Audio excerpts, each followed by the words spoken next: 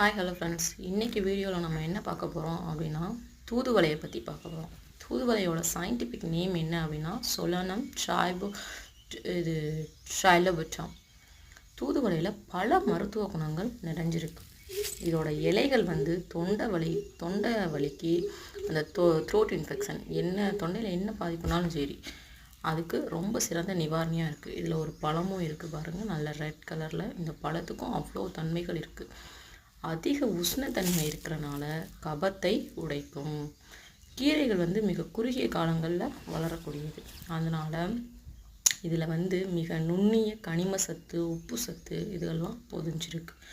நரம்பு தளர்ச்சியை சரி செய்யும், தைராய்டை சரி செய்யும், சளி, வறட்டு இருமல், ஆஸ்துமாவை சரி செய்யும் சக்தி தூதுவளைக்கு உண்டு. நம்மளோட வீடியோ பிடிச்சிருந்தால் லைக் பண்ணுங்கள், ஷேர் பண்ணுங்கள், சப்ஸ்கிரைப் பண்ணுங்கள். தேங்க்ஸ் ஃபார் வாட்சிங். தேங்க்யூ.